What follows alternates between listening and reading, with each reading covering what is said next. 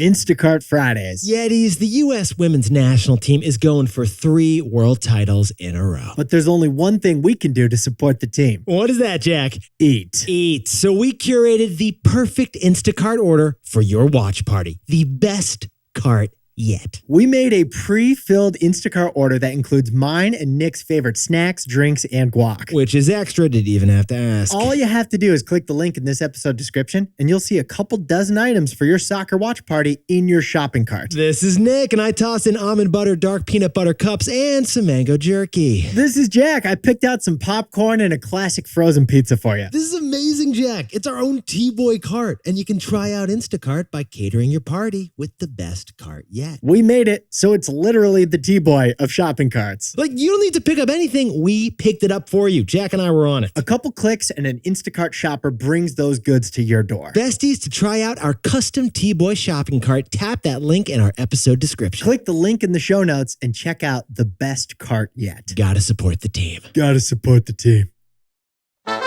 This is Nick. This is Jack. It's Friday, the real Friday, July 28th, and today's pod is the best one yet. Jack, is it a T-Boy? Oh, such a good show to finish the week. But Jack, you're not wearing pink today. I thought we were wearing pink today. This was the thing. You did it yesterday. I did it yesterday. I didn't say I was going to do it today. Was that one pink shirt not Knuff? Wait, well, what is Knuff? I gave that shirt a Ken out of Ken, Jack.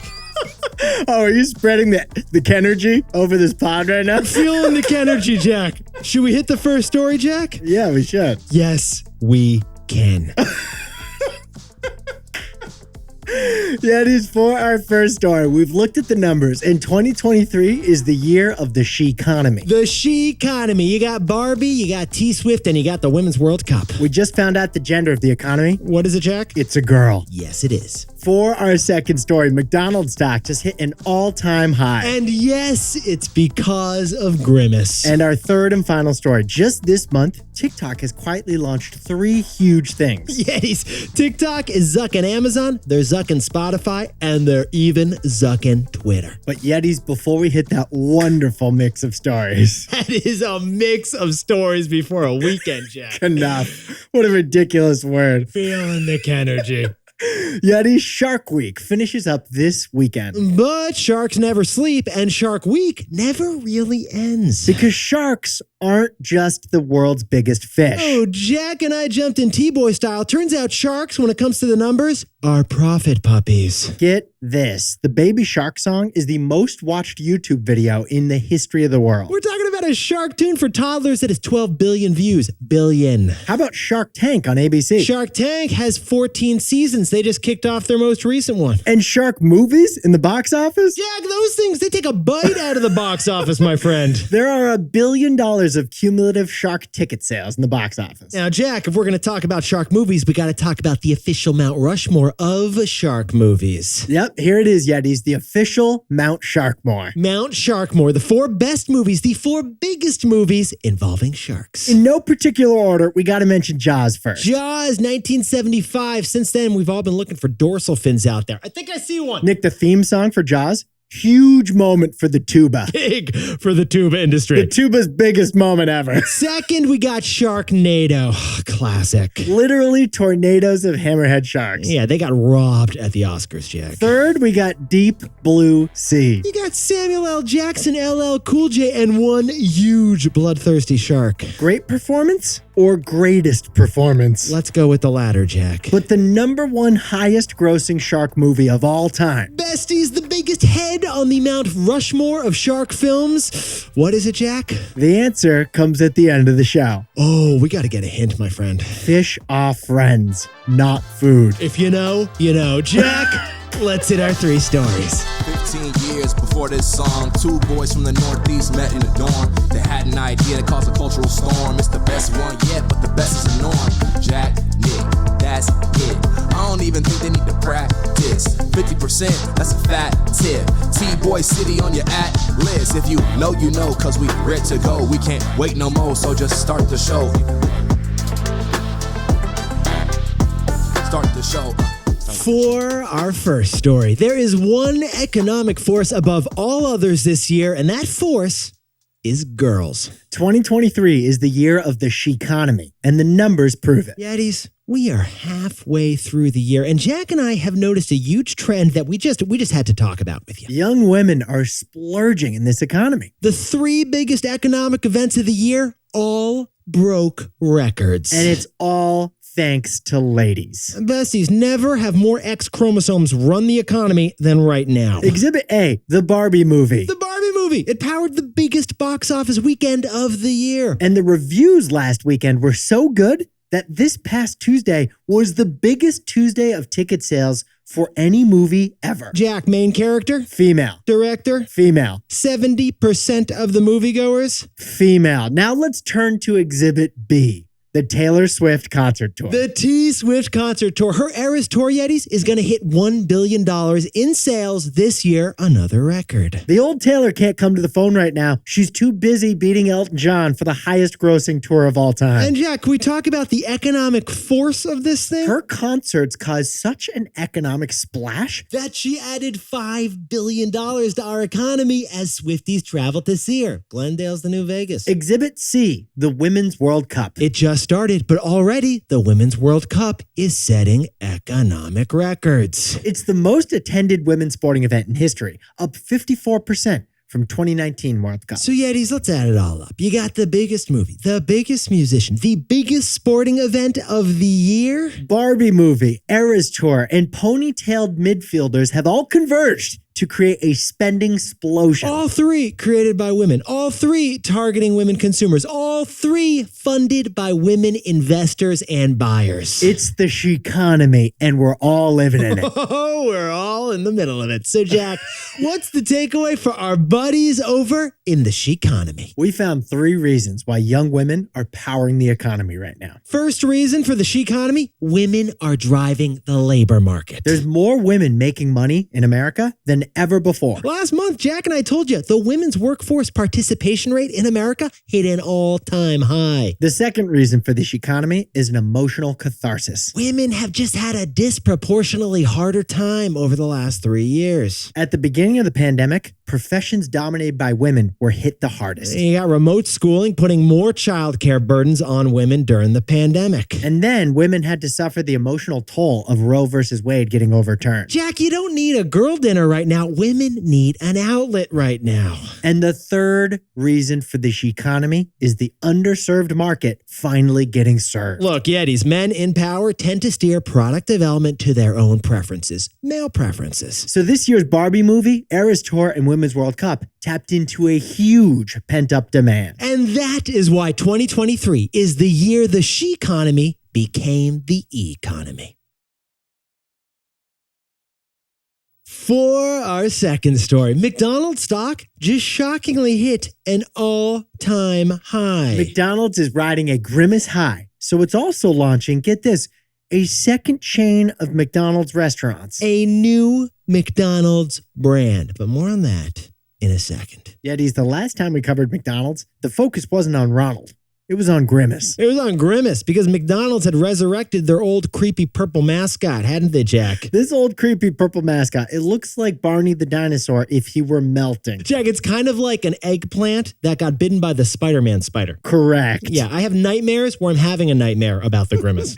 And to celebrate Grimace's 52nd birthday, McDonald's created the Grimace milkshake. The Grimace shake, it went viral. Millions of people took up the challenge. You try a purple milkshake and then you post it on TikTok. But why did the TikTok challenge go viral? Well, Jack, it's because of a freaky, bizarre twist, wasn't it? The TikTokers finished their videos with death. They pretended the shake had killed them. Gruesomely. But back to this week, Yetis. McDonald's just reported their second quarter earnings, and Jack and I were really curious. Because we're calling this quarter the Grimace quarter. Now, Jack, before we jump into the numbers and reveal if Grimace affected McDonald's, let's sprinkle on a little context here. Inflation is 3% right now. So if a company sells the same number of Big Macs and the same number of fries as last year, sales should rise 3% just because of inflation. Prices are up 3%, so their sales should rise 3%. Makes sense. But that's not what happened with McDonald's.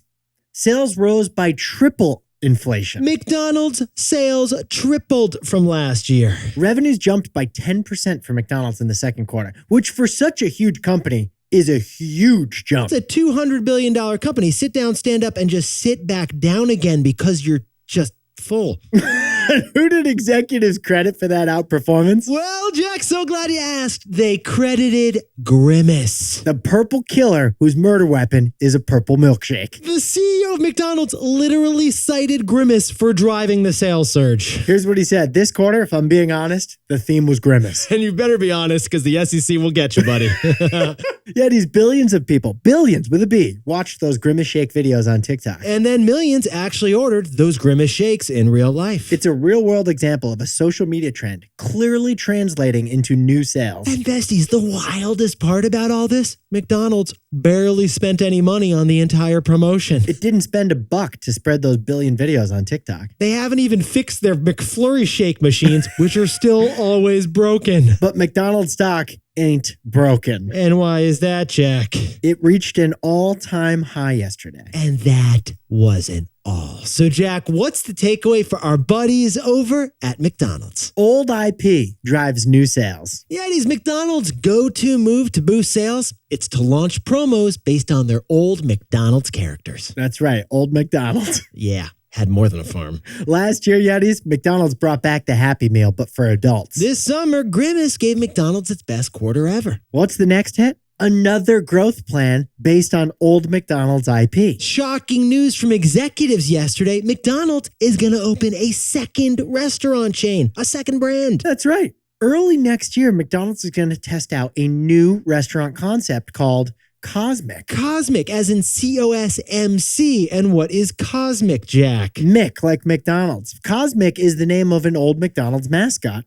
Happens to be an alien mascot. He is like the Hamburglar from another planet from the 1970s. McDee's was super light on the details. There's more information coming in December, and the launch is going to open next year. But it looks like McDonald's has a museum of old pieces of intellectual property, and they're just digging them up right now. It's bringing back old IP for modern marketing campaigns. Because old IP drives new sales. And now, a word from our sponsor, Element. Yetis will cut right to it. We don't record this pod unless we're peeing clear. We would never. But get this, Yetis, hydration isn't just about drinking water. You can drink an Olympic swimming pool of water and still not be hydrated. That's why we use Element. It's your one-stop shop for electrolytes and hydration. You need what's included in Element's drink mix. They got sodium, potassium, magnesium to be well hydrated. Electrolytes. They are charged minerals that conduct electricity to power your nervous system. And Element found the ideal science-backed electrolyte ratio. It's a zero-sugar electrolyte drink mix. Element tastes like the sports drinks we grew up with, but with no sugars, no artificial colors, no weird stuff. So Element says that they're used by athletes, but honestly, Jack, they gotta add podcast hosts to the list. Truth, because we've added a pack of Element and a glass of water to our pre-pod routine. Element came up with a fantastic offer for besties and Yetis out there. Go to drinkelement.com/tboy to get a free sample pack with any purchase. That's drinklmnt.com/tboy to hydrate like every day is the new Friday.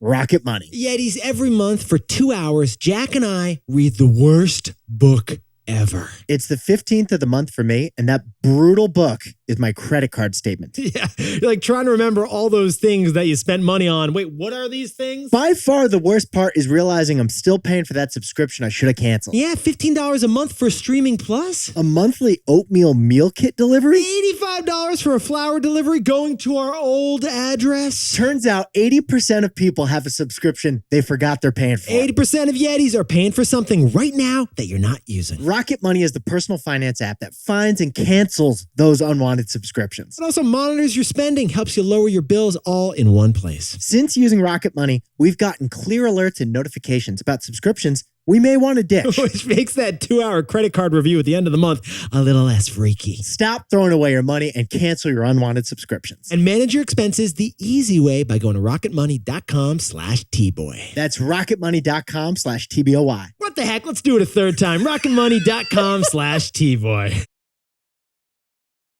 For our third and final story before the weekend, in just the last month, TikTok has launched 3 huge new things: e-commerce, music, and text. TikTok is quietly becoming the real everything app. But if we're going to talk about everything apps, Jack, we got to talk about Elon, who declared on Sunday that the app formerly known as Twitter was now going to be called X. And he called it the everything app. But Nick and I have spent time on X the past week, and it's still just Twitter. Yeah, we noticed that the X app is really it's just Twitter still. It's not an everything app yet. But you know what app is doing everything? Talk to me, Jack. TikTok. TikTok's going to pull a hammy. It's doing so many things right now. In just the last month, TikTok has launched 3 major new products. Yetis, in just the last month, TikTok has launched 3 big copycats, 3 huge zuckings. First, it was July 6th when TikTok launched TikTok Music in both Brazil and Indonesia. Which is a Spotify copycat. It's a subscription music streaming app that predicts the music you'll like based on your TikTok swipe. Oh, you like that guy riding the skateboard drinking the cranberry juice? You're going to love this Fleetwood Mac throwback playlist. And you know that app's coming to the US soon. Yes, it is. Then on July 24th, TikTok launched a text feature. A shocking Twitter copycat. The short-form video app known as TikTok now lets you post both pictures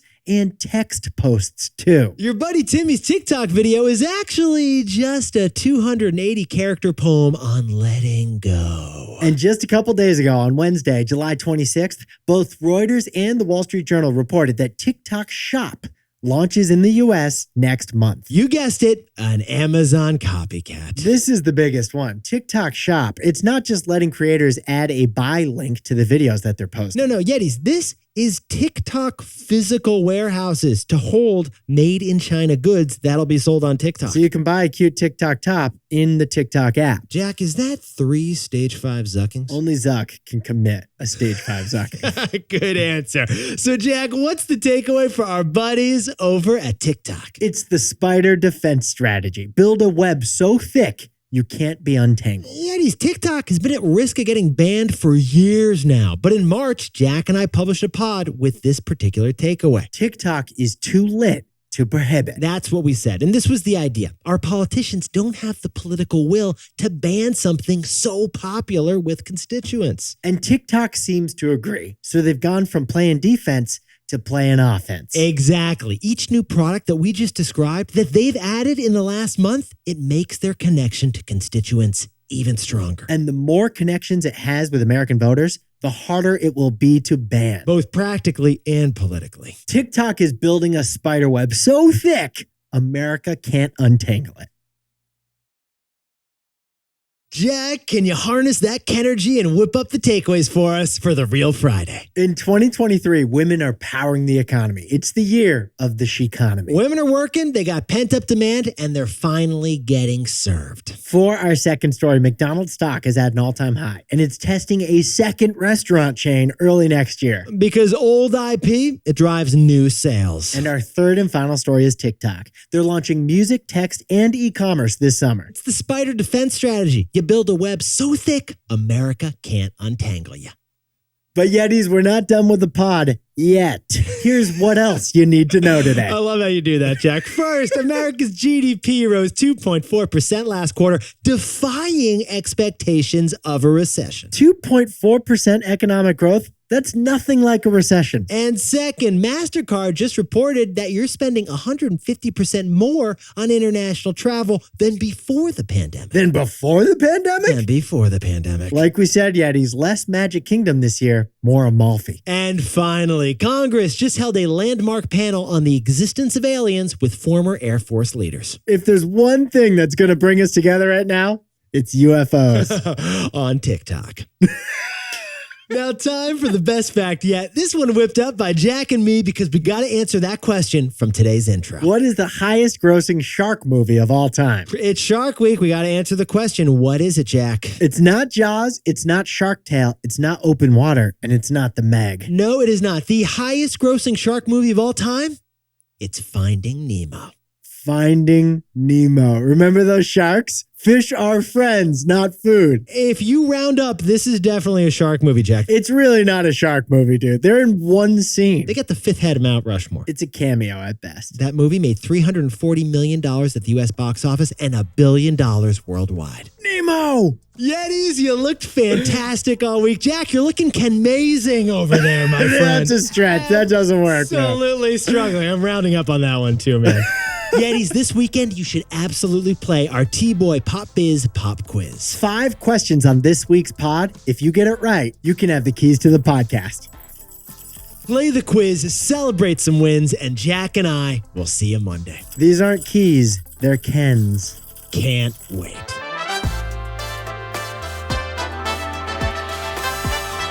And before we go, congratulations to legendary Yetis Diane and Dedrick Sarzaba, who are getting married on their very own anniversary date. Congratulations to Brianna and Corey Gammon, who are getting married in Charleston with a bunch of oysters. They're going hard on the raw bar. And Zachary Vidland is closing today on a new house in his Slammin' Salmon swim trunks. Happy birthday to Tong Puno in Manila in the Philippines. And Pardis, happy birthday down the street in San Francisco. Happy birthday to Sepp in the Twin Cities of Minnesota. And Alvin Garcia, the official wine sommelier of the Anaheim Ducks, celebrate that birthday with a Pinot. And happy birthday to Thomas the T-Bone O'Neill in El Paso, Texas. And Miranda the Banker Fairbanks, enjoy that financial logistics over in Chicago for your birthday. And happy birthday to Manny Patel in Orlando, Florida. And Nate Tasker turning 29 down in Denver. Katie Ann, big shout out. Happy birthday in Long Island City. And Philip Locke, enjoy the birthday over in Oakland. Happy birthday to Nikki Valesco in Hermosa Beach, California. And Allison Hudson, happy birthday up in Detroit. Happy birthday to Alan Taylor in Raleigh, North Carolina. And Alexa Gavino is celebrating a birthday, having fun in New York City. And Kyle Morissette is celebrating their birthday,